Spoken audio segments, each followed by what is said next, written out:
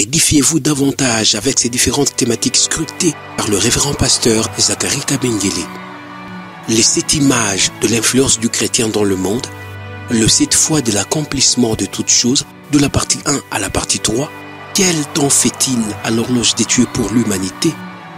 Délivré de l'esclavage pour servir l'Éternel, de la partie 1 à la partie 7. La résurrection du Seigneur Jésus-Christ. Les événements eschatologiques, de la partie 1 à la partie 10. Ce qui entre en toi détermine ce qui est en toi. La double portion, de la partie 1 à la partie 5. Retrouvez-nous également sur toutes les plateformes de réseaux sociaux.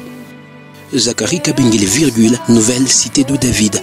YouTube, Zacharie Kabengele à Bible ouverte. Oui, bien-aimé peuple de Dieu, c'est une joie de pouvoir continuer à écouter le Seigneur encore et encore sur une vie nouvelle bénie par des choses nouvelles. Une vie nouvelle bénie par des choses nouvelles. Nous voulons aujourd'hui continuer ce que nous avons commencé le mardi passé. Nous sommes arrivés à parler depuis mardi. Nous parlons sur Matthieu chapitre 5, le verset 8. C'est-à-dire, heureux ceux qui ont le cœur pur, car ils verront Dieu. C'est la 6e béatitude. Heureux ceux qui ont le cœur pur, car ils verront Dieu. Nous savons qu'il y a 8 béatitudes. La pureté de cœur, c'est la 6e. La 7e, c'est la paix. La 8e, c'est la persécution. Est-ce qu'on peut dire encore très bien Amen? Heureux ceux qui ont le cœur pur, car ils verront Dieu. Mardi passé, nous avons essayé de comprendre encore ce que c'est que le cœur, qui n'est rien d'autre que l'homme intérieur, invisible, spirituel, c'est-à-dire l'esprit et l'âme qui lui est associé. Nous avons essayé de comprendre ce que c'est qu'un cœur pur. Le cœur pur, c'est cet homme intérieur sans péché. Cet homme intérieur dont la vie est sans péché. Et puisque la vie de cet homme intérieur est sans péché, il communique cette vie à l'âme. Il communique cette vie, bien sûr, à l'âme et au corps, afin que tout l'être humain, esprit, âme et corps, puisse vivre la vie de Dieu. L'esprit de l'homme est sans péché. Il vit la vie de Dieu, sans péché. Il communique cette vie à l'âme et ainsi qu'au corps, pour que tout l'être humain, dans ces 3 composantes, esprit, âme et corps, puisse vivre la vie de Dieu. Nous avons ici également de comprendre qu'est-ce qui rend cet homme intérieur pur. Qu'est-ce qui purifie le cœur de l'homme? C'est là que nous vous ramenons encore dans Jean chapitre 15, le verset 3. Jean 15, le verset 3. Si vous lisez à partir du premier verset de ce chapitre, le Seigneur Jésus-Christ se présente comme étant le vrai cep, ou l'arbre principal de la vie. Et il dit que nous, ses disciples, nous, ses brebis, nous, ses enfants qu'il a engendrés, par son sang, nous sommes les branches, ou bien les sarments. Le Seigneur Jésus dit que tout sarment qui reste attaché à moi, le cep, c'est-à-dire toute brebis, tout disciple qui reste attaché à moi, qui continue à croire à moi et à démontrer cette foi à moi, recevra tous les jours la vie qui vient au travers de la sève. Et la sève, c'est donc l'image du Saint-Esprit. Donc le Saint-Esprit, par son onction, va rendre cet homme capable, cette brebis ou ce disciple, capable de vivre la vie du bon berger. Ici, donc, de produire du fruit, de développer les vertus chrétiennes qui font partie du fruit de l'esprit. Vous n'avez qu'à relire encore Galates chapitre 5, le verset 22, ainsi que d'autres passages similaires. Le Seigneur Jésus dit, mais lorsque la branche n'est plus attachée à moi, le vrai cep, cette branche sera coupée. Et puis, elle va sécher. Et elle est destinée à être brûlée. Alors c'est là, alors qu'au verset 3, il ajoute. Il dit que ma parole vous purifie. Vous, mes brebis, vous êtes purifiés par la parole que je vous ai enseignée, par la parole que je vous ai prêchée, que je vous prêche. Comment la parole de Dieu purifie l'homme intérieur? Nous pouvons rapidement vous l'expliquer. La parole de Dieu, comme nous le verrons, si nous lisons par exemple Philippiens chapitre 4, le verset 8, c'est ce qui est pur, c'est ce qui est juste, c'est ce qui est saint. C'est-à-dire la parole de Dieu, c'est Dieu lui-même. Dieu est saint, Dieu est juste dans sa nature. Dieu est pur, le cœur de Dieu est pur. Il n'y a pas le mal dans le cœur de Dieu. Il n'y a pas d'injustice dans le cœur de Dieu. Dans le cœur de Dieu, c'est le bien, c'est la justice. Le cœur de Dieu, il est pur. Maintenant, la parole de Dieu, elle est aussi pure.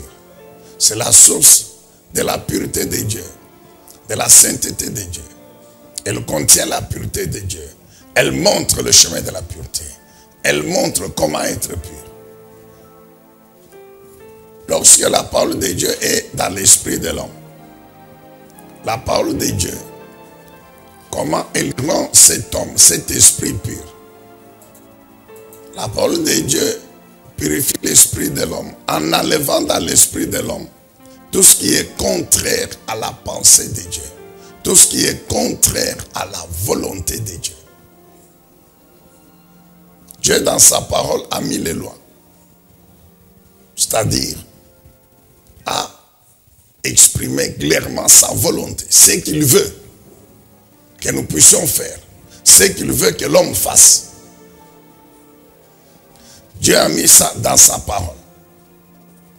Maintenant, lorsque dans le cœur de l'homme, dans l'esprit de l'homme, il y a quelque chose qui est contraire à cette parole, quand la parole vient, l'objectif de la parole, c'est d'enlever ce qui est contraire à la volonté de Dieu, pour que ce qui est conforme à la volonté de Dieu reste. Un exemple. Quand on prend un païen qui n'a jamais cru en Dieu, dans la pensée de cet homme, dans son esprit, il y a tout ce qui caractérise le péché.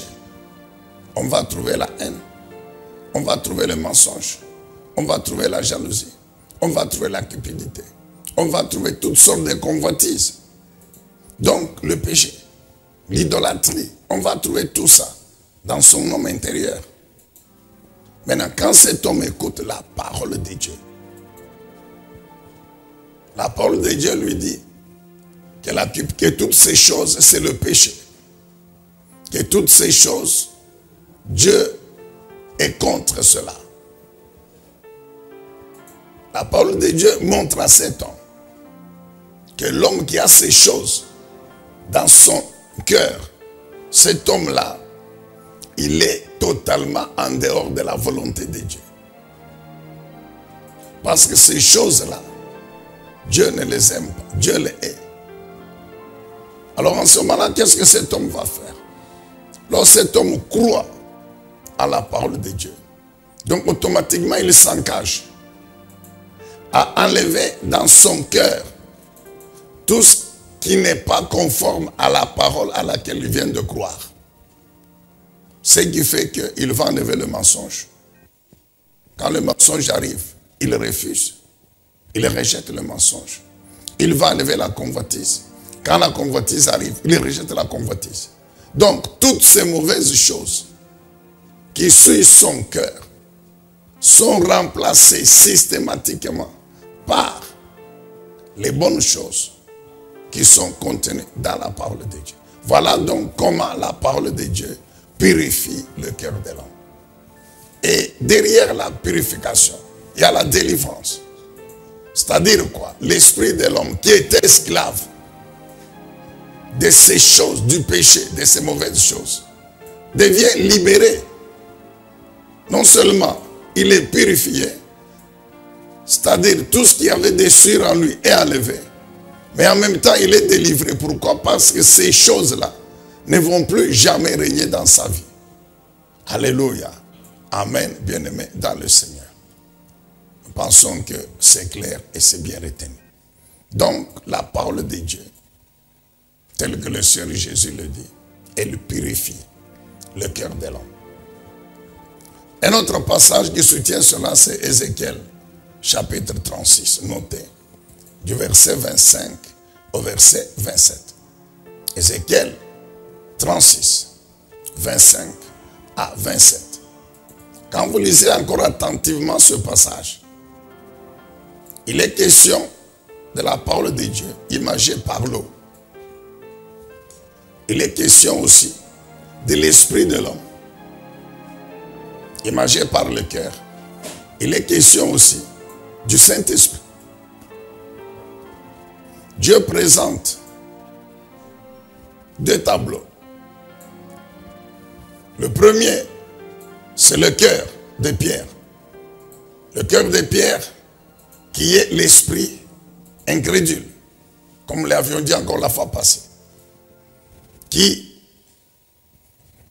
ne se laisse pas, qui refuse la parole de Dieu. Qui ne se laisse pas pénétrer par la parole de Dieu. Qui rejette la parole de Dieu, donc qui rejette Dieu. Et Dieu dit que je vais enlever en vous cet esprit, le remplacer par un nouvel esprit qui est l'esprit de chair, ou le cœur de chair. Je vais enlever en vous ce cœur de pierre, cet esprit incrédule. Je le remplace par un cœur nouveau, c'est-à-dire un esprit nouveau qui reçoit ma parole, qui croit en moi. Maintenant, je prends ma parole, l'eau. Je mets maintenant dans cet esprit de chair. C'est pourquoi Dieu dit, je vais vous asperger par l'eau pure. En plus maintenant de la parole de Dieu, que Dieu met dans l'esprit de l'homme, le cœur de chair. Dieu prend maintenant son esprit, le Saint-Esprit. Il ajoute, afin que, par les deux, par la puissance des deux, la parole de Dieu et le Saint-Esprit, cet homme puisse maintenant accomplir la pensée de Dieu. Vivre sa vie conformément à la volonté de Dieu exprimée dans sa parole. Ainsi donc, le cœur ou l'esprit de cet homme est purifié.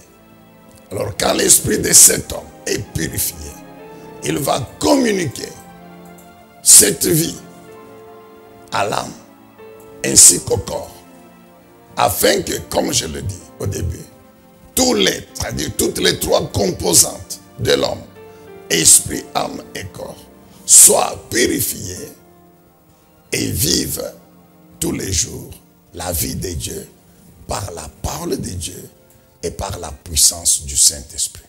Est-ce qu'on peut dire encore très bien Amen? Donc, c'est la parole de Dieu et le Saint-Esprit qui rendent l'homme intérieur et tout être humain pur devant Dieu. Alors, nous avons parlé également de ceux qui suivent l'homme. Qu'est-ce qui suit l'homme? Qu'est-ce qui fait que le cœur de l'homme soit souillé, soit impur? C'est vrai que la parole de Dieu purifie. Mais qu'est-ce qui suit ce cœur? Qu'est-ce qui rend l'homme impur, principalement l'homme intérieur impur? Et là, nous sommes allés toujours dans la parole de Dieu. L'enseignement qui a été donné par le Seigneur Jésus-Christ lui-même. Et nous vous demandons donc d'ouvrir vos Bibles et d'aller avec nous dans Marc chapitre 7. On peut lire le même passage dans Matthieu 15. Mais ici, nous prenons Marc chapitre 7. Nous lisons à partir, nous vous recommandons de relire à partir du 14e verset. Marc chapitre 7, du 14 jusqu'au 23e verset. Mais ce qui nous intéresse aujourd'hui, c'est à partir du 19e verset. Nous lisons donc Marc chapitre 7, 19 à 22. Voici ce que le Seigneur Jésus déclare. Il dit: tout cela, en effet, ne va pas dans son cœur, mais dans son ventre, et est évacué par les voies naturelles. Il déclarait par là même que tous les aliments sont purs.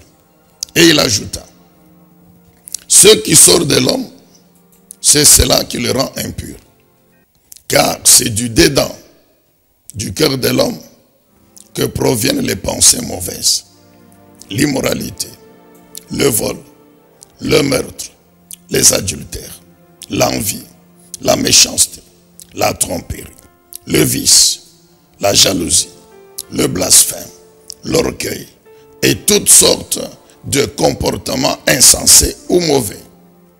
Tout ce mal sort du dedans et rend l'homme impur. Amen. Donc ici le Seigneur, il enseigne sur la composition de l'être humain, pour que nous comprenions encore clairement ce que nous sommes en tant qu'être humain. Ici le Seigneur, il fait donc une distinction claire entre l'homme physique, la composante physique de l'homme, qui est le corps, et la composante spirituelle de l'homme, qui est l'esprit. Alors le Seigneur dit ceci, que ce qui rend l'homme impur, souillé, ce n'est pas la nourriture physique qui entre dans le corps de l'homme, va dans le ventre, et qui est évacué par le vent naturel comme nous le savons. Le Seigneur Jésus dit non, ce n'est pas ça. Donc l'homme qui l'intéresse ici, qui est souillé, qui est rendu impur, ce n'est pas l'homme physique, le corps. Ce n'est pas la composante physique de l'homme, le corps. C'est l'esprit ou l'homme spirituel ou la composante spirituelle de l'homme. Alors il dit que il donne une liste des choses. Et ces choses mauvaises, c'est le péché. Ce sont les œuvres de la chair. Vous n'avez qu'à lire encore aujourd'hui Galates chapitre 5, du 19e au 21e verset. Ce sont les œuvres de la chair. Alors Jésus dit que ce sont ces choses-là qui rendent l'homme impur. Quel homme? L'homme spirituel, intérieur, l'esprit et l'âme qui lui est associé. Ici, comme nous avons insisté la fois passée, donc ici le Seigneur insiste sur le fait que le péché commence par l'homme intérieur et affecte maintenant l'homme extérieur ou le corps. Bien aimé, nous savons que si au niveau de l'homme intérieur, il n'y a pas la convoitise d'une femme ou d'un homme, le corps physique ne consommera jamais l'impudicité ou l'adultère. Nous le savons. Si dans l'homme intérieur, il n'y a pas la soif de boire du vin alcoolisé, du whisky, de la bière, toute boisson alcoolisée, le corps ne s'enivrera jamais.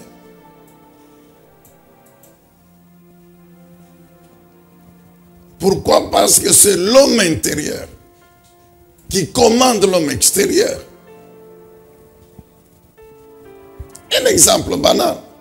Si l'homme, au niveau de l'homme intérieur, la décision est prise de ne pas sortir de la maison, le corps ne marchera pas, ne sortira pas de la maison. Le corps va rester parce que l'homme intérieur ne l'a pas autorisé, instruit pour sortir. et vice-versa. Il en est donc de même du péché. Amen. Donc le Seigneur, c'est pour cela que, à maintes reprises, il dit aux Juifs que je ne suis pas venu, si vous allez dans Matthieu 5, au début de l'enseignement, sur le sermon sur la montagne, il montre bien, je ne suis pas venu abolir la loi, non. Je suis venu montrer comment la loi doit être vécue. Comment accomplir la loi. C'est ainsi qu'il montre que le péché commence par l'homme intérieur. Donc Dieu en donnant la loi c'est la parole de Dieu, c'est l'esprit. Dieu l'avait destiné à l'esprit.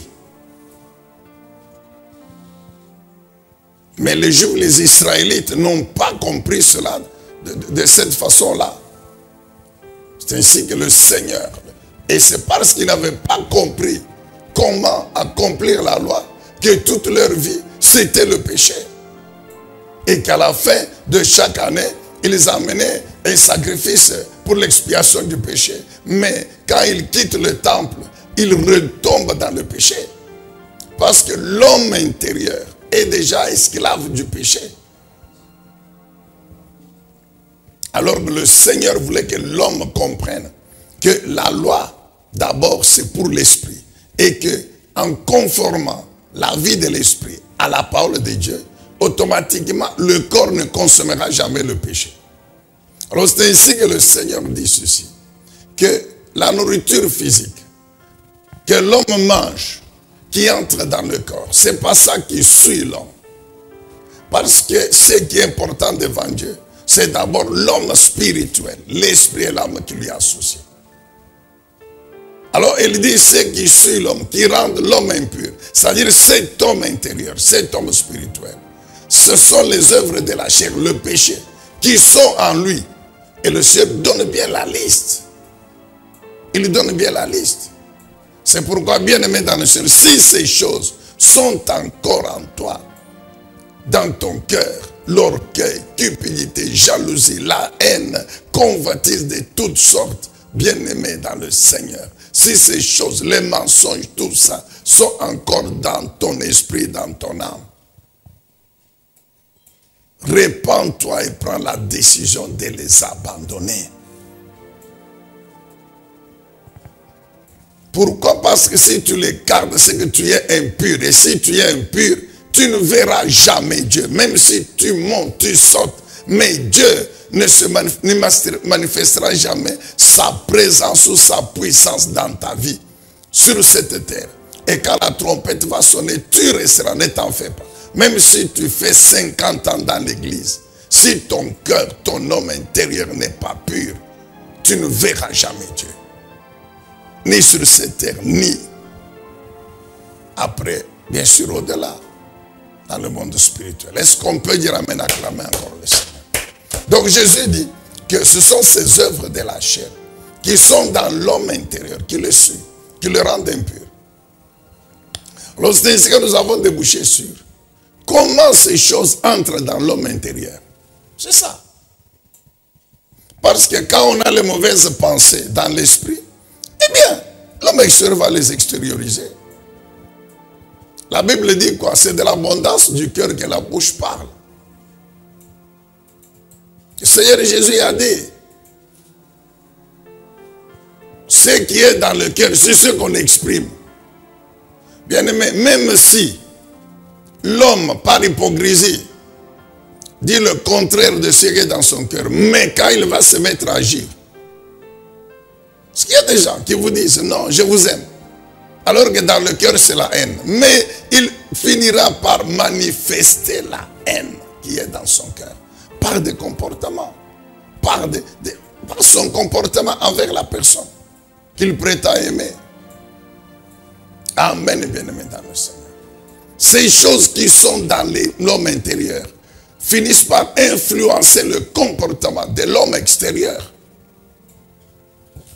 Jésus dit, c'est ça qui le rend impur. Mais comment ces choses sont entrées dans l'homme intérieur? Comment ces choses sont entrées dans l'homme intérieur? C'est alors que nous avons parlé des voies. Les voies par lesquelles les mauvaises choses qui suit l'homme intérieur entre en lui. Mais avant de revenir encore sur ces voies, qui sont au nombre de 3, nous voulons vous rappeler ce principe important. Pourquoi encore ce principe? Parce que si nous le mettons en pratique, en ce moment-là, bien que ces voies sont là, mais nous ferons attention pour qu'elles ne puissent pas faire entrer en nous les mauvaises choses. En nous, c'est-à-dire dans notre esprit. Quel est ce principe? Ceux qui entrent en toi, tout ce que tu fais entrer en toi, toi ici, ce n'est pas le corps, non, c'est l'homme intérieur. Tout ce que tu fais entrer dans ton esprit, dans ton homme intérieur, va déterminer ce qui va exister dans cet homme intérieur. Et ce qui va exister dans cet homme intérieur va aussi, c'est ça qui construit ta vie, qui construit la vie de cet homme intérieur et de tout l'être humain. Alléluia. Nous reprenons. Ce qui entre en toi, dans ton esprit, détermine ce qui existe en toi, dans ton esprit. Et ce qui existe dans ton esprit va construire ta vie, va influencer ta vie, que tu le veuilles ou non. Alléluia. Alors, 3 voies. 3 voies par lesquelles les mauvaises choses entrent dans notre homme intérieur, dans notre esprit. Et ces voies-là, curieusement, ce sont les organes, parmi les 3 voies, il y a 2 représentés par les organes du corps physique. Bien-aimés, nous savons que Dieu a pris l'homme spirituel, il l'a mis dans le corps. Et nous avons toujours expliqué, c'est pour que l'homme spirituel, l'esprit, puisse s'appuyer sur les organes du corps pour vivre, pour accomplir la mission pour laquelle Dieu l'a mis dans l'homme et le maintient sur la terre. Dieu a créé l'homme spirituel, esprit qui lui ressemble. Mais dans la destinée de cet homme, Dieu l'a destiné à passer une partie de sa vie sur la planète Terre, qui est de la matière, qui est physique.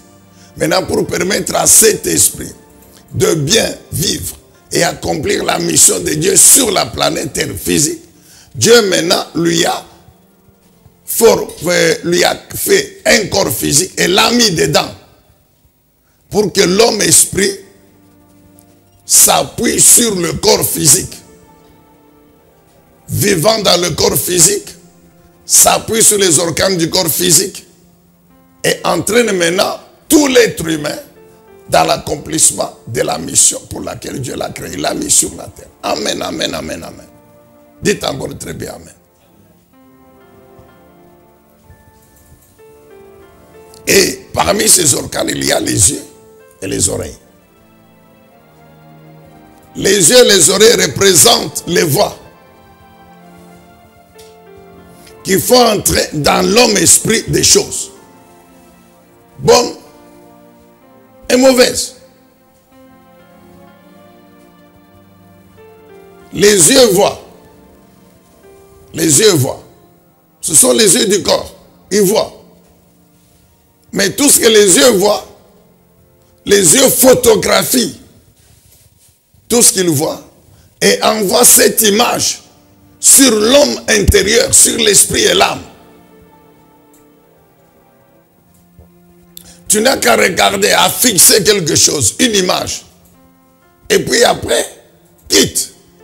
Mais tu te rendras compte que cette image-là est restée calquée dans ton âme, dans ton esprit. En toi, là, il y a cette image-là.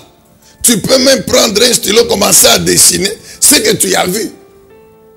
Mais à partir de l'image qui est dans ton esprit.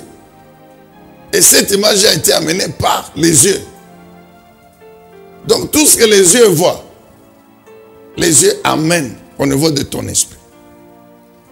Maintenant, c'est à toi de pouvoir discerner quelle image garder, quelle image rejeter. C'est à toi de pouvoir discerner que si je vois, bien aimé, nos yeux, quand nous marchons sur la route, nous voyons tout le monde. Nous voyons les hommes, nous voyons les femmes. Quand nous marchons, quand nous sommes à la télévision, mais nous voyons tout ce qui passe à la télévision. À la télévision, il y a des films. À la télévision, il y a des documentaires. À la télévision, il y a toutes sortes de films démoniaques, des films pornographiques. Il y a des films où il y a des mauvaises choses. Donc tout ça, on voit à la télévision. Tout. Tout ce que nous voyons à la télévision. L'esprit reçoit ces images-là par les yeux du corps. Amen, bien-aimés dans le Seigneur. Les oreilles entendent. Quand nous sommes en train de causer, toute parole qui sort des conversations, les oreilles entendent. Et ce que les oreilles entendent, les oreilles amènent aussi et retenues au niveau de l'esprit, de l'homme intérieur. Amen, bien-aimé dans le Seigneur. Et la troisième voie qui fait entrer des choses en nous, c'est le diable. Le diable, lui, tout ce qu'il fait entrer en nous, c'est mauvais. Pour les yeux et les oreilles, il y a de bonnes choses, il y a de mauvaises choses. Mais pour le diable, tout ce que le diable fait entrer dans l'homme intérieur, c'est mauvais parce que le diable lui-même parle. Nous connaissons ce qu'est le diable, ce qu'il est. C'est un menteur, c'est un meurtrier. Donc il ne peut que faire entrer de mauvaises choses en nous, dans notre esprit. C'est ce que nous avons dit que le diable, il inspire les pensées de l'homme. Le diable injecte le mensonge dans l'homme intérieur, dans l'esprit de l'homme. Il l'a fait dans le jardin d'Éden. Vous n'avez qu'à relire Genèse chapitre 3. Le diable a déformé la vérité de la parole de Dieu. Et ce mensonge, il l'a mis dans l'esprit d'Ève. Ève a saisi le mensonge. Malheureusement, elle a cru. Et elle a agi. Ce qu'elle a cru dans l'esprit, son esprit maintenant a poussé son corps à prendre le fruit interdit, à ouvrir la bouche, à le manger, et puis après à l'amener à son mari. Et son mari, au nom de l'amour, sans se poser la question, comment c'est que le fruit vient d'où? Comment tu as touché ce fruit? Tu as oublié que Dieu l'avait interdit? Non, non, il prend, il mange. Amen, bien-aimé dans le Seigneur. Donc, 3 voies par lesquelles des choses arrivent dans notre homme intérieur. Les yeux envoient des images qui sont bonnes, qui sont aussi mauvaises. Les oreilles entendent des choses et les amènent dans notre homme intérieur. Des choses qui sont bonnes, qui sont aussi mauvaises. Mais le diable, lui, il inspire les pensées. C'est mauvais. Il injecte le mensonge. Les pensées sont au niveau de l'homme intérieur. Le diable influence les émotions, les sentiments de la mauvaise manière, les passions de l'âme. Tout ce que le diable met dans l'homme intérieur, c'est mauvais. Amen, bien-aimé dans le Seigneur. Maintenant, comment éviter cette influence? Qu'est-ce qu'il faut faire pour que ces mauvaises choses qui souillent l'homme intérieur ne puissent pas entrer dans l'homme intérieur? Qu'est-ce qu'il faut faire? Mais puisque nous connaissons ces 3 voies, eh bien, ce qu'il faut faire, c'est quoi? 1, c'est discipliner les yeux et les oreilles. Discipliner les yeux et les oreilles. Concernant les yeux, Lisons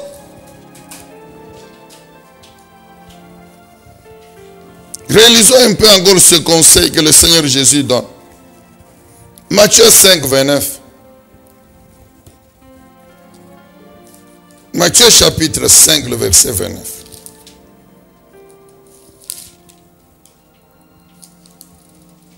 Voici le conseil que le Seigneur Jésus donne. On peut commencer par 27. Matthieu chapitre 5, verset 27. Matthieu 5, 27. Il dit ceci. Vous avez appris qu'il a été dit, tu ne commettras pas d'adultère. Eh bien, moi je vous dis, si quelqu'un jette sur une femme un regard chargé de désir, ou si quelqu'un convoite une femme, il a déjà commis adultère avec elle dans son cœur, dans son esprit. La convoitise, c'est une œuvre qui commence par l'homme intérieur. Amen, bien-aimé dans le Seigneur. Et lorsque l'homme intérieur garde ça, fait nourrir ça, eh bien, automatiquement, l'homme extérieur entre en danse et commet l'adultère. Alors le Seigneur Jésus dit quoi? L'adultère, ce n'est pas seulement quand on consomme physiquement, mais ça commence déjà dans l'homme intérieur. Alors pour éviter cette convoitise, qu'est-ce qu'il faut faire? C'est là le verset 29. Par conséquent, si ton œil droit te fait tomber dans le péché, arrache-le et jette-le au loin, car il vaut mieux pour toi perdre un de tes organes que de voir ton corps entier précipité en enfer. Si ta main droite cause ta chute, coupe-la et jette-la au loin. Il vaut mieux pour toi perdre un de tes membres que de voir tout ton corps jeté en enfer. Amen. Donc le Seigneur Jésus dit quoi? Il dit que la leçon qu'il donne ici, c'est qu'il nous exhorte à discipliner les organes du corps, particulièrement les yeux. Discipliner les organes du corps, particulièrement les yeux. Il dit si ton œil est une occasion de chute. Mais Jésus ne dit pas que quand nous marchons, nous devons fermer les yeux, non. Mais c'est toi qui dois discipliner les yeux de ton corps. C'est toi l'homme intérieur qui doit discipliner les yeux. C'est-à-dire sélectionner ce que tes yeux doivent voir. Sélectionner ce que tes yeux doivent voir. Amen, bien-aimé dans le Seigneur. Sélectionner ce que tes yeux doivent voir. Vous savez, les gens qui sont sur, il peut être même au volant. Les yeux sont, au lieu de regarder devant, c'est toujours dans les rétroviseurs. Vous croyez qu'il est en train de surveiller les mouvements des véhicules derrière? Non. Il est en train, donc il a vu une femme. Il est en train de conduire. Il a vu une femme devant.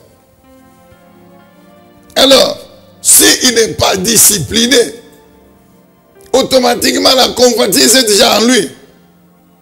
Quand maintenant le véhicule passe, il regarde dans le rétroviseur donc il a vu la femme de devant.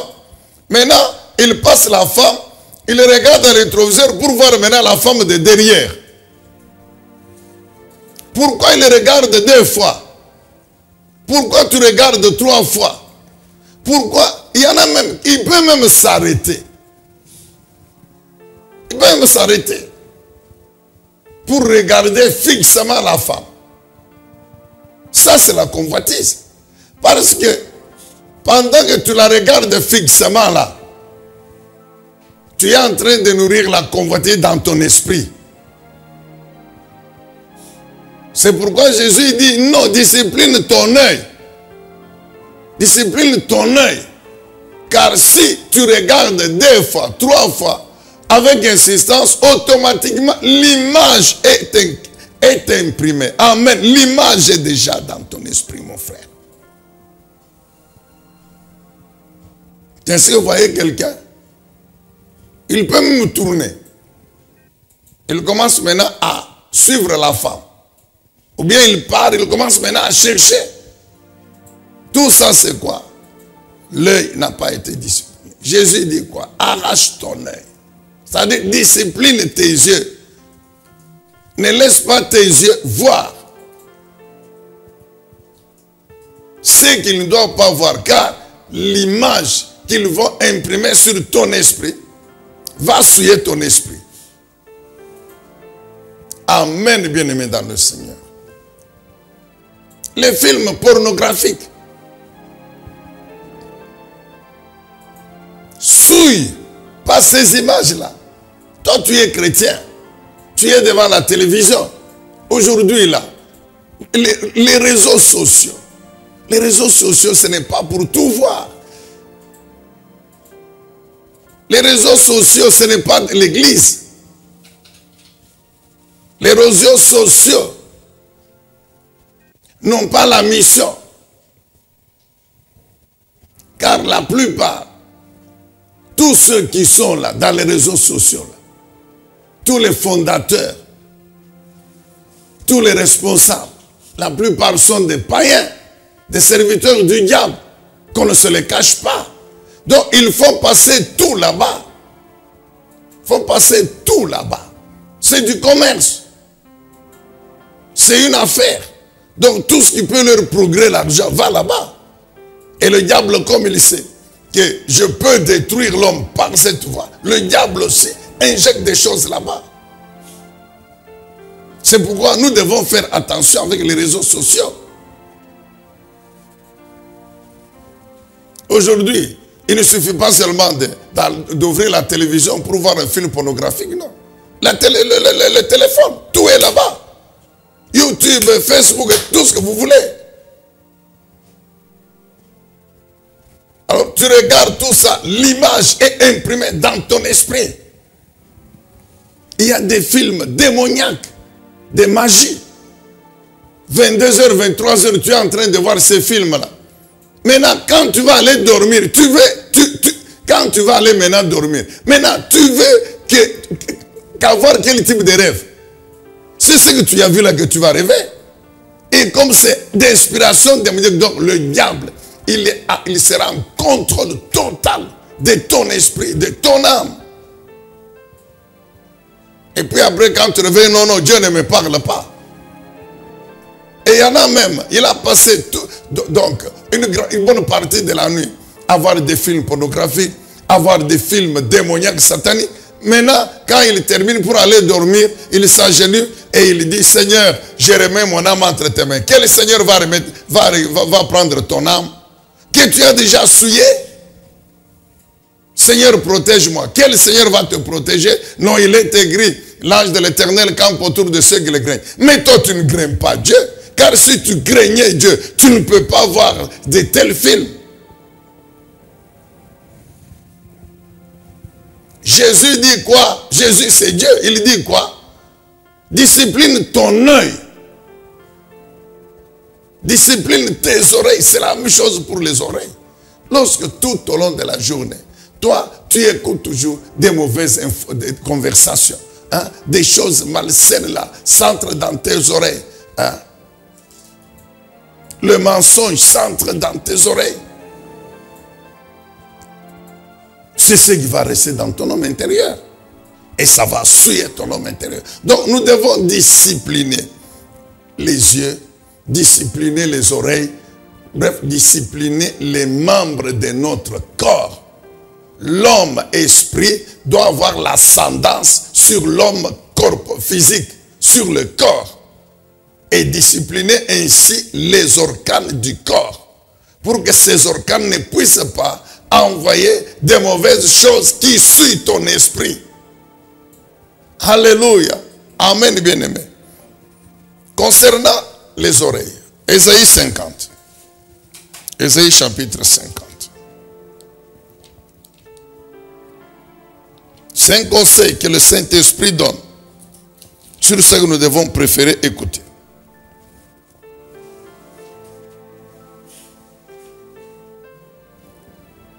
Ésaïe chapitre 50.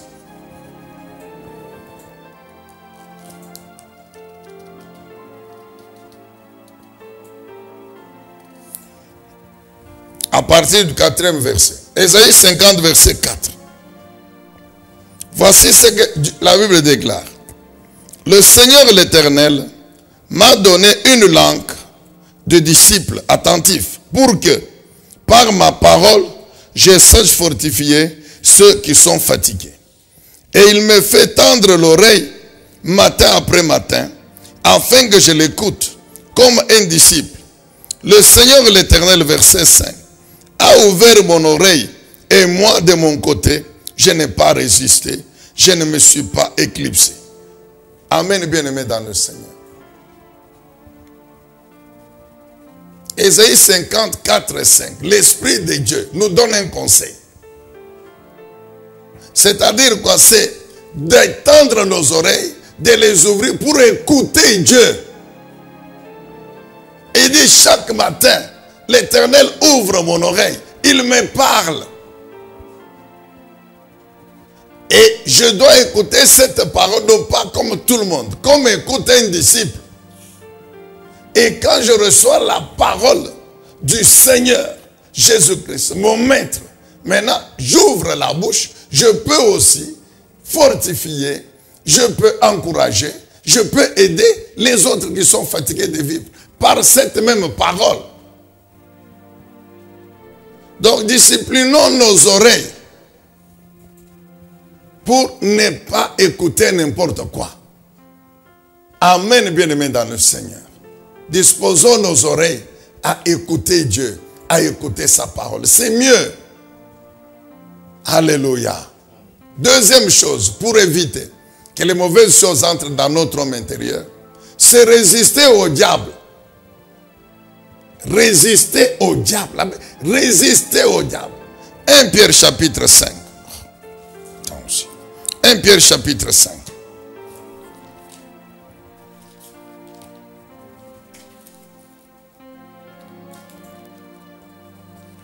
Nous connaissons bien ce passage. 1 Pierre chapitre 5. Nous lisons à partir du 8e verset. 1 Pierre 5 verset 8. Faites preuve de modération et soyez vigilants.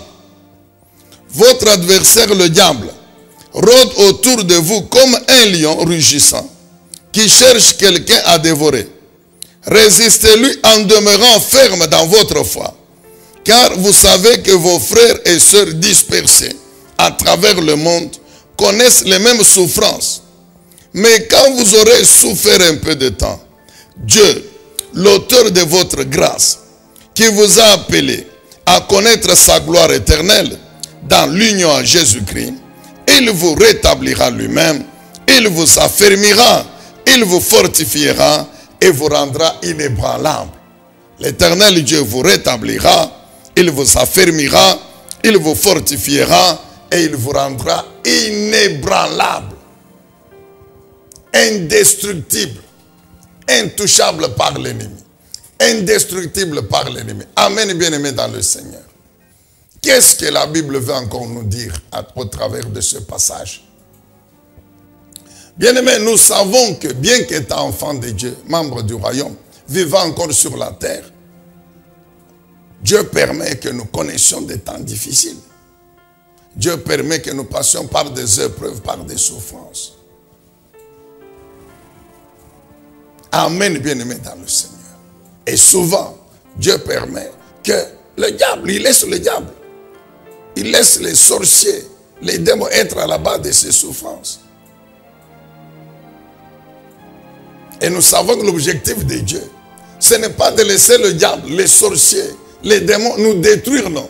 C'est pour qu'au travers de ces souffrances, de ces épreuves, notre foi en lui soit édifiée, soit fortifiée, soit rendue beaucoup plus forte, beaucoup plus puissante.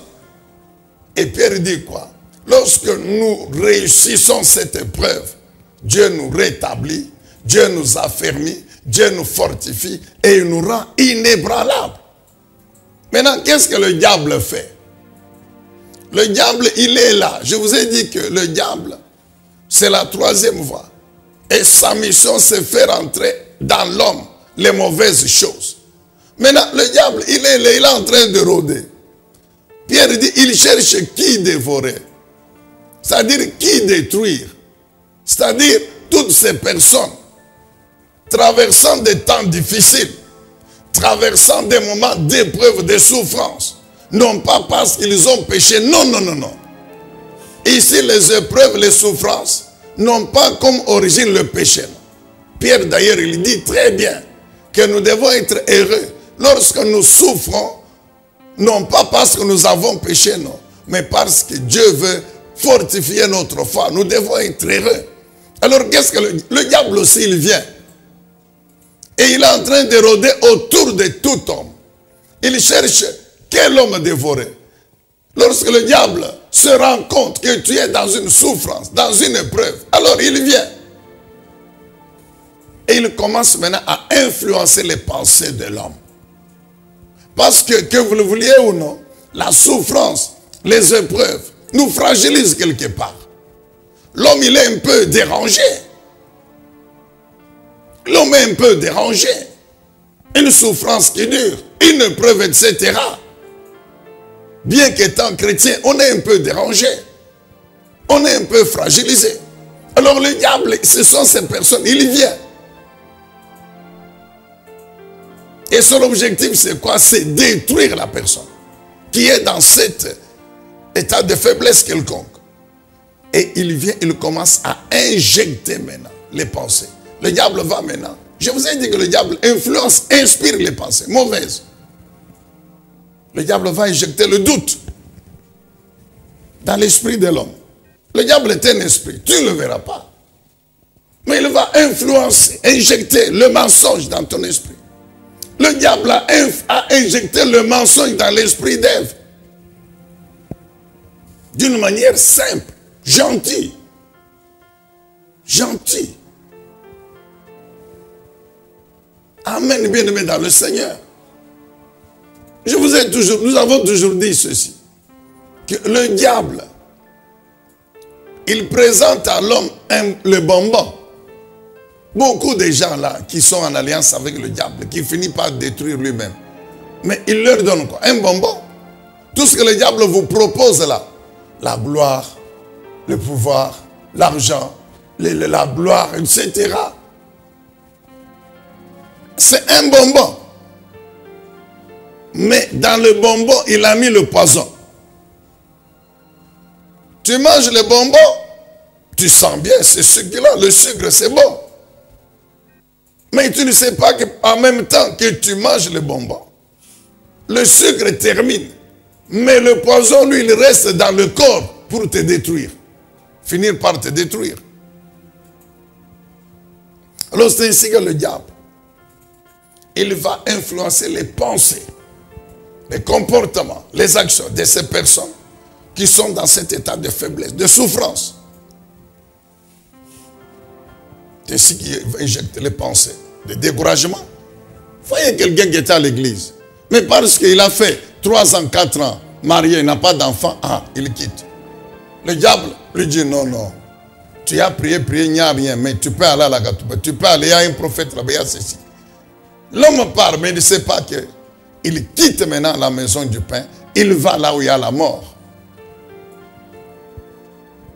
Amen, bien-aimé dans le Seigneur. Le découragement, l'abandon de la foi, le doute. Le diable injecte toutes ces choses qui sont les ennemis de la foi, qui vont étouffer la foi. Alors, Pierre dit quoi? Vous devez faire attention. Résister au diable. Mais résister comment? Il dit avec une foi ferme. C'est-à-dire lorsque moi, je suis dans l'église, je suis en train de traverser une épreuve, un temps difficile. Lorsque le diable vient avec les pensées de découragement, d'incrédulité, de doute, je réfute cela. Comment? Mais je m'accroche à la parole. Lorsqu'il me dit non, non, non, tu peux aller là-bas. Qui d'abord, l'église va d'abord là-bas. Il y a un tel prophète. Papa, moi je vais lui dire non. Je vais le chasser. C'est une action spirituelle. Quand cette pensée vient à moi, j'ouvre la bouche, j'ai dit, arrière de moi, Satan, il est écrit, Dieu bénit Adam et Ève, Dieu leur dit, soyez féconds, multipliez-vous, remplissez la terre. Donc la parole de Dieu est la vérité. C'est pas parce que je suis resté seul pendant un temps que je n'aurai pas d'enfant, non. La parole de Dieu est la vérité, je suis fécond. Nous vous avons toujours dit ceci. C'est le corps qui n'a pas encore engendré. Le corps de l'homme ou de la femme. Mais dans l'esprit de cet homme, de cette femme, qui est enfant de Dieu, qui est membre du royaume de Dieu, il y a l'alliance de Dieu. Dans cette alliance, il y a la promesse et la fécondité. Genèse 1, 28. Exode 23, 25. Deutéronome 7, 12, etc. Cette alliance est dans mon esprit. Mon esprit est fécond. Parce que mon esprit a l'alliance de la fécondité. Et cette alliance qui est dans mon esprit finira un jour par vaincre la stérilité qui est dans mon corps. C'est pourquoi nous apprenons. Mais Sarah a engendré après combien? Après combien d'années de mariage? Quand Dieu a parlé à Abraham, Abraham avait 115 ans. Sarah avait 9 ans. Moins. Mais ils avaient déjà fait plusieurs années dans le mariage. Mais quand la parole est venue, ils ont attendu encore 25 ans.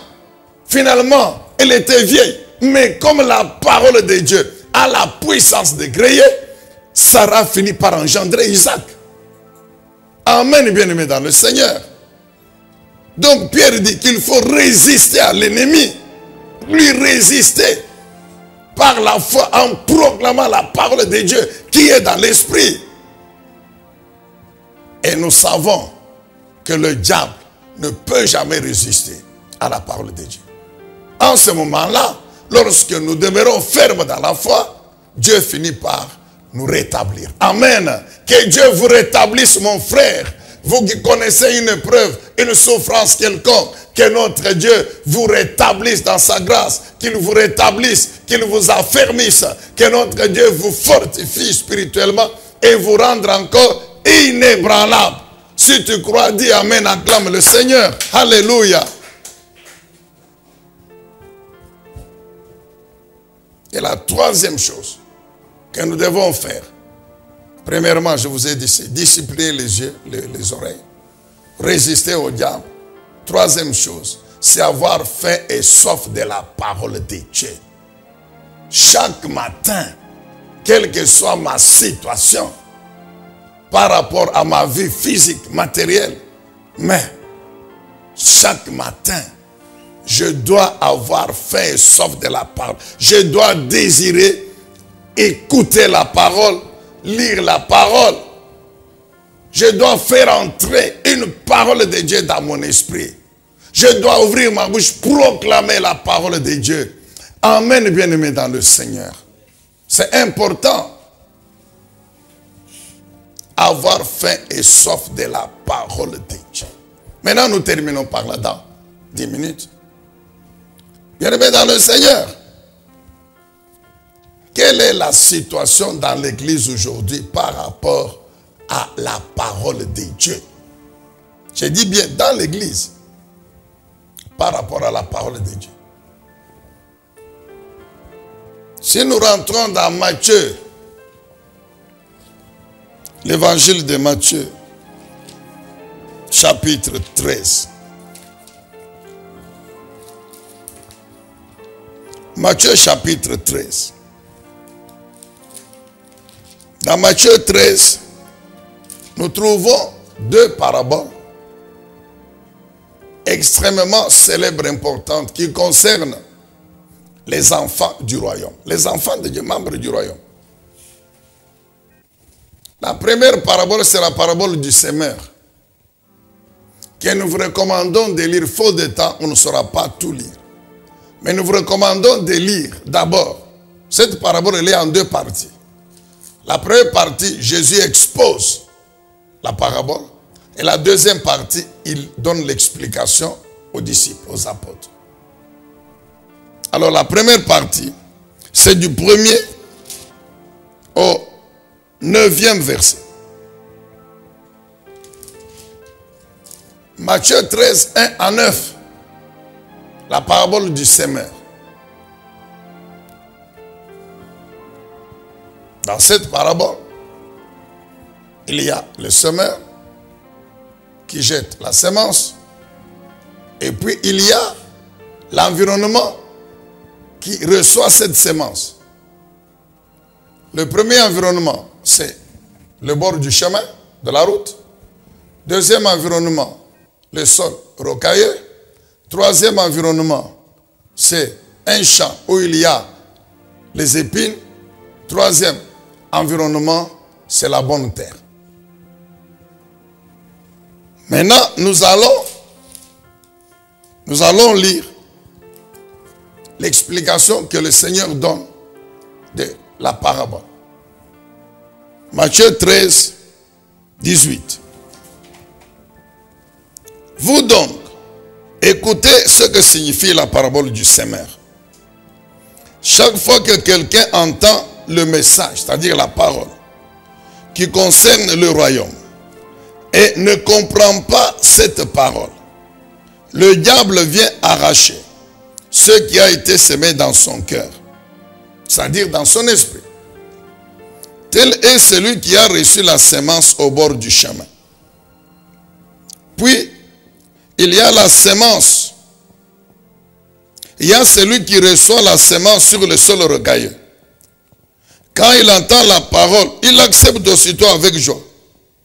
Mais il ne la laisse pas prendre racine en lui, dans son esprit.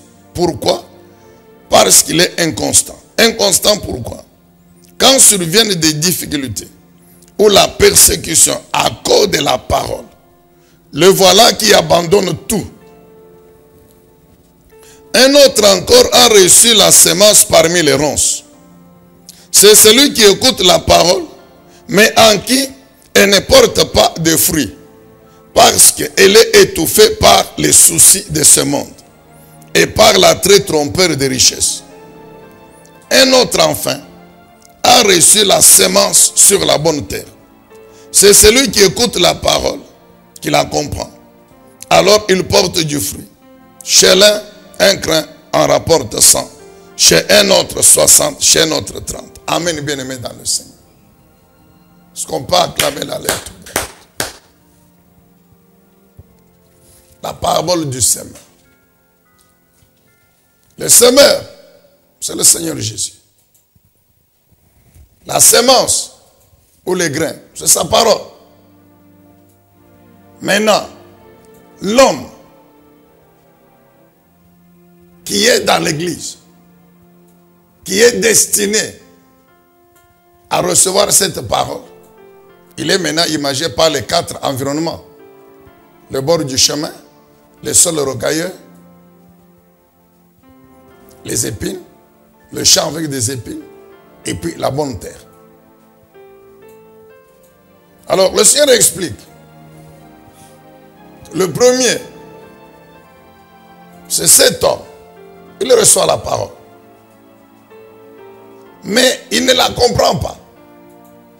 Bien aimé, la compréhension de la parole de Dieu, elle est importante.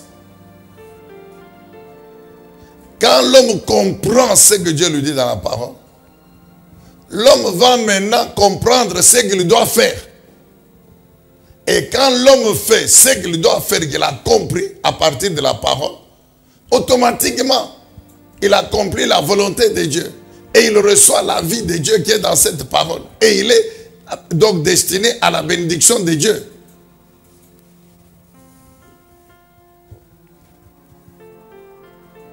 Comprendre la parole, se l'approprier, s'accrocher à cette parole. Je reçois la parole. Je dois la comprendre. Et je dois m'accrocher à cette parole. Pourquoi je dois la comprendre? Je dois m'accrocher. Parce que je sais que ma vie, c'est cette parole. La protection de ma vie. La bénédiction de ma vie. La réussite de ma vie. C'est cette parole ici qui est la source de tout cela. Alors c'est pourquoi je dois faire un effort pour la comprendre. Je dois faire un effort pour la saisir. Je dois me l'approprier, faire de la parole mon bien privé, mon bien le plus précieux. Amen, bien-aimés dans le Seigneur. Et c'est là que l'Esprit de Dieu nous aide. Mais qu'est-ce qu'on remarque dans l'église? C'est que beaucoup de gens n'ont pas déjà cette sagesse-là, n'ont pas cela dans leur cœur, dans leur esprit, que la parole de Dieu, c'est la source de tout. C'est elle qui va tout me donner, qui va protéger ma vie, bénir ma vie, sécuriser ma vie. C'est elle, non seulement sur la terre, mais même quand je vais maintenant quitter la terre, c'est toujours elle qui me fera bien vivre là-bas, au ciel où je dois aller. Alors je dois m'y accrocher.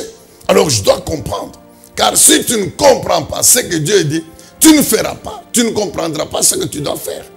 Tu ne feras jamais la volonté de Dieu. Amen, bien-aimé dans le Seigneur.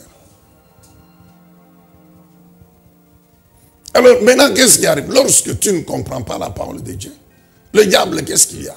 Le diable, qu'est-ce qu'il fait? Mais il vient. Et il remplace la parole que tu n'as pas comprise par le mensonge. Amen, bien-aimé. C'est pourquoi Pierre dit résister au diable avec une foi inébranlable. Lorsque je comprends la foi, c'est par rapport à la parole. Lorsque je comprends la parole, je comprends le bien fondé de la parole. Je comprends que cette parole ici, c'est elle qui est la vérité. C'est elle qui finira par me donner ce que je n'ai pas aujourd'hui, que je cherche. Donc je dois m'y accrocher. En ce moment-là, le diable ne pourra jamais me détruire.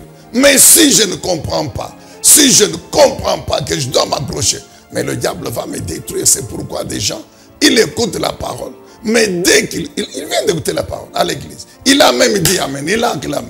Mais dès qu'il sort,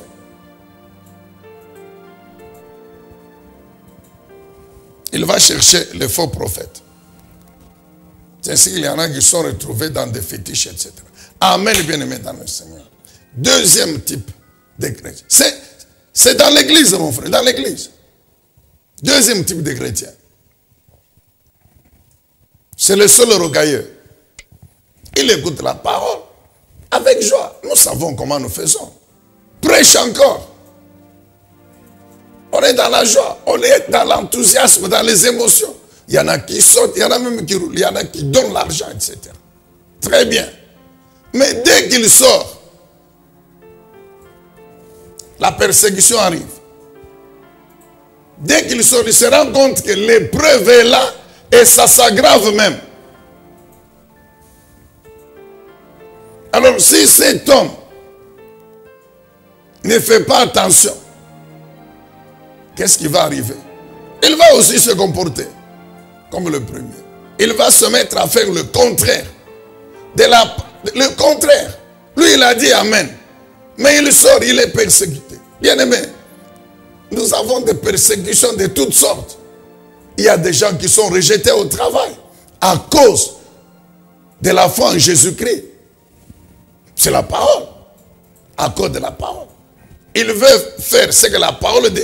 Le chef dit, pas question, tu ne dois pas prier ici. Tu ne dois pas lire la Bible dans mon bureau. Tu ne dois pas.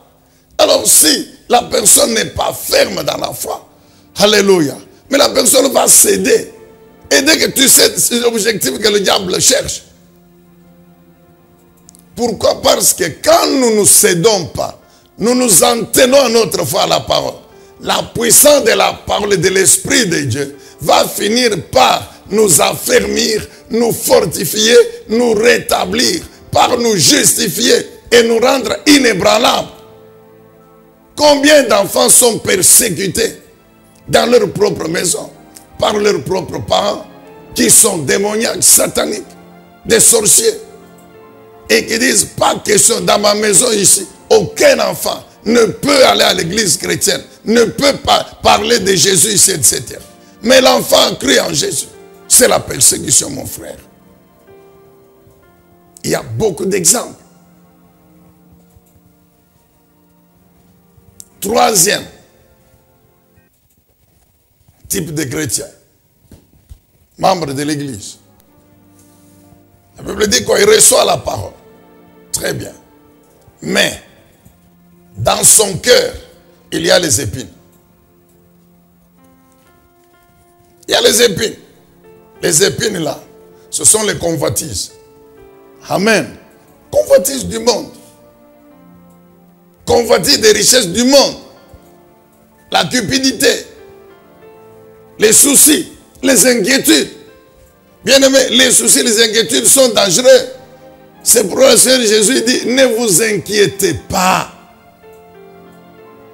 Ne faites pas nourrir des inquiétudes dans votre esprit. Ce sont des épines qui étouffent la foi. Les inquiétudes, les soucis, le doute, les découragements, la cupidité, les convoitises des choses du monde. Ce sont des épines qui étouffent la parole que votre esprit reçoit. Votre esprit reçoit la parole. Mais la parole est dans votre esprit. Il y a toutes ces épines. Mais elles vont étouffer. Et il n'y aura pas de résultat. Et le quatrième type de chrétien, c'est la bonne terre. Bien-aimés dans le Seigneur, malheureusement, nous le disons, quand on va dans nos églises aujourd'hui, soi-disant chrétiennes, mais on trouve que les trois types de chrétiens là, mais représentent plus de 3/4. Représentent plus de 3/4 des membres de l'église.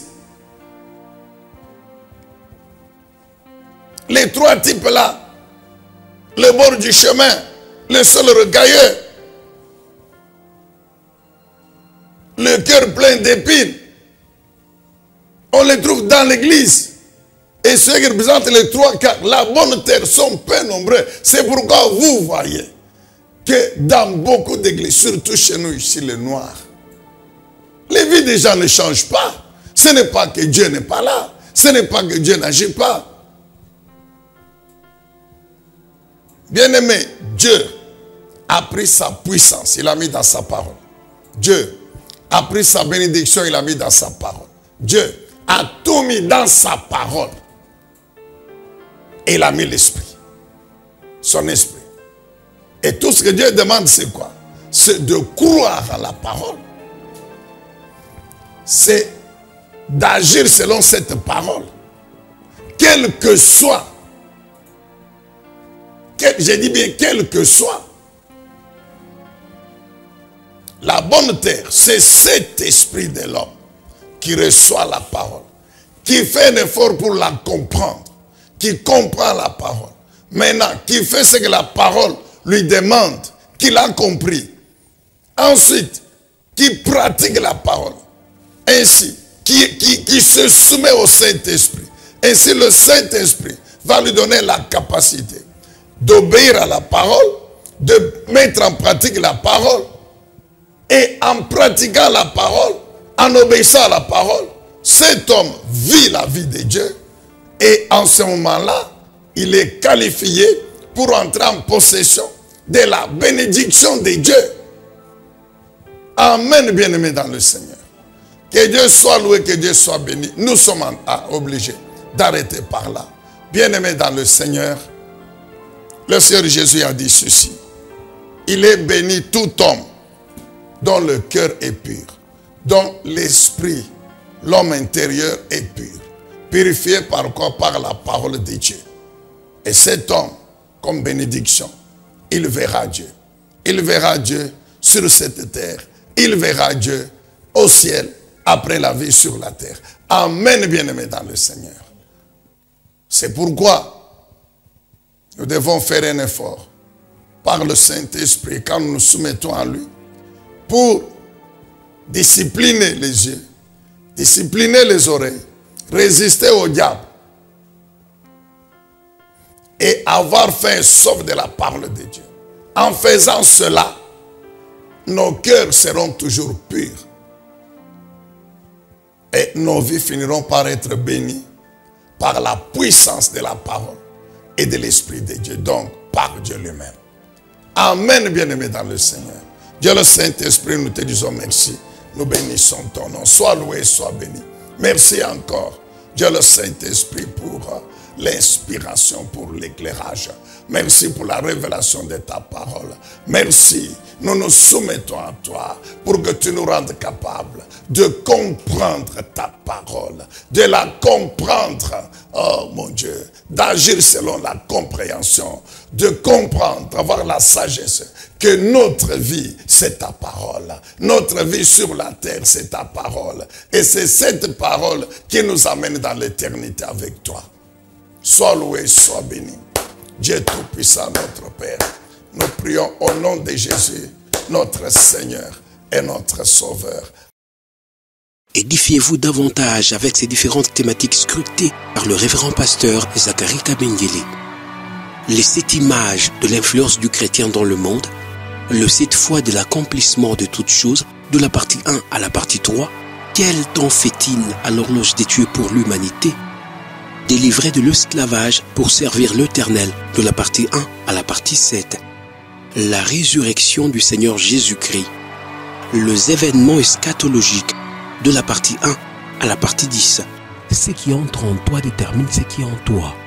La double portion, de la partie 1 à la partie 5. Retrouvez-nous également sur toutes les plateformes de réseaux sociaux. Zacharie Kabengele, Nouvelle Cité de David. YouTube, Zacharie Kabengele à Bible ouverte.